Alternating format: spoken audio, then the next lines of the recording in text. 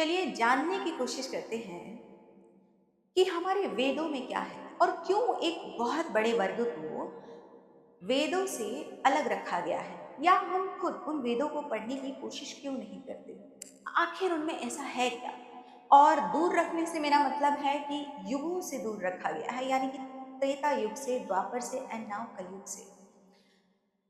वेदों में जो लिखा है वो आपको यूनिवर्सल पावर से जोड़ता है, यानी कि महादेव की जो पद्धति है वो है वेद, सामवेद, जो कंप्लीटली आर्ट के ऊपर है। किसी भी तरह की कला, कला मीन्स संगीत, नृत्य, जूडो, और जहां पर आपका फिजिकल वर्क और आपकी सोल यूनिवर्सल पावर से कनेक्ट होती है। यहाँ पर मेहनत लगती है, आपको जी तोड़ बदन तोड़ मेहनत करनी पड़ती है। यजुर्वेद, जहां पर आपके हवन करने की प्रॉपर विधि बताई गई है, जहां बताया गया है कि आपको पूजा पाठ किस तरीके से करना है, उसका सही तरीका क्या है। अथर्ववेद, जो कि आपके लिए साइंस है एक तरह का, जहां पर बताया गया है कि आपको आपके प्लांट किस तरह से काम करते हैं, आपके शरीर की मीन्स सर्जिकल सिस्टम, और आप कह सकते हैं कि आपका मेडिकल सिस्टम जो है वो अथर्ववेद के साथ है। और अगर हम बात करें ऋग्वेद की, ऋग्वेद में जो हमारी श्लोकास का उच्चारण है वो बहुत बेहतर तरीके से बताया गया है कि सपोज इफ यू से, हम सभी बोलते हैं, बहुत सारे मंत्रों का उच्चारण करते हैं। मंत्र उच्चारण समस्या नहीं है, बट मंत्र उच्चारण को आप अपने शरीर के साथ कैसे बोलते हैं। सपोज अगर मैं बोलती हूँ ओम भूर्भुवः स्वहा, तो वहां से आपके शरीर की कौन सी एनर्जी किस शब्द के साथ जा रही है। अगर आप बोलेंगे, ट्राई कर सकते हैं, ओम, तो यानी कि आपके मणिपुर चक्र की जो ऊर्जा है वो ओम भूर्भुवः स्वाहा। स्वाहा पर मैं अपने विशुद्धि चक्र पे आ गई हूँ। तो यानी कि आपके मंत्रों का जो उच्चारण है वो किस तरीके से आपकी बॉडी से कनेक्ट है।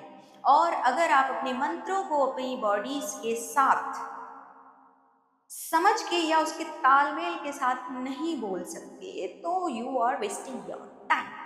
यानी कि आपका वो वक्त और आपका उच्चारण, उच्चारण मीन्स आपका जो मंत्र है वो आप व्यर्थ कर रहे हैं। तो आप जो भी शब्द बोल रहे हैं, जो भी उच्चारण बोल रहे हैं, जो भी मंत्र बोल रहे हैं, आपको उसके बारे में मालूम होना चाहिए कि ये मेरे कौन से चक्र से ऊर्जा लेकर बाहर आ रहा है। क्योंकि ये भी आपकी अगेन, जो हम ध्वनि को, जो स्वर को हम बाहर यूनिवर्स के लिए दे रहे हैं, जहां हम बोल रहे हैं कि ईश्वर हमारे लिए ये करे या ये जो भी आपकी इच्छा है, अगर आप उसको अपनी बॉडी से कनेक्ट ही नहीं कर पा रहे हैं, अगर आप उस शब्दों को उस यूनिवर्स के साथ पहुंचा ही नहीं पा रहे हैं, so you are wasting your time. तो ये एक वो नॉलेज है जिससे आपको हमेशा दूर रखा गया है, और धीरे धीरे चलते चलते ये नॉलेज इतनी खत्म हो चुकी है कि आज हमें नहीं पता। मैं किसी बहुत अच्छे, मतलब जिन्होंने वो क्या बोलते हैं, गुरुकुल से पढ़ाई की है, मैं कुछ टाइम पहले मीन्स कोविड टाइम पे एक पंडित जी से मिली थी, जिनका बचपन इसी में गुजरा है, अघोर तंत्र और सब में। आप इमेजिन करिए कि उनको भी नहीं पता था कि मंत्र का उच्चारण कैसे होना चाहिए। मंत्र को रट्टा मारना, सिर्फ पढ़ के बोलना, और उसको समझ के अपने शरीर में उतार कर बोलना, फर्क है। अगर आप रट्टा मारना जानते हैं तो मीन्स आप सिर्फ शब्दों को बोल रहे हैं, आपको खुद को भी नहीं पता वो क्या है। लेकिन अगर आप वही पढ़ाई, वही परीक्षा आप समझ के अपने शरीर में उतार के जब आप उसको प्रेजेंट करते हैं, that is the different thing. ये है हमारे वेद, हमारे पुराण, उपनिषद, जहां बताया गया है कि आपकी डेली लाइफ कैसी होनी चाहिए, या आपको किसी का सम्मान कैसे करना चाहिए, आपका आचरण कैसा होना चाहिए, ये आपके उपनिषदों में है। तो जो लोग धर्म में फंसे हैं उन्हें समझना चाहिए कि राजनीति ने धर्म को बनाया, आध्यात्म को किसी ने नहीं बनाया, सिर्फ महादेव के। और जो लोग ये लगाए घूमते हैं ना महाकाल महादेव, आप महादेव को कितना जानते हैं, कितना समझते हैं?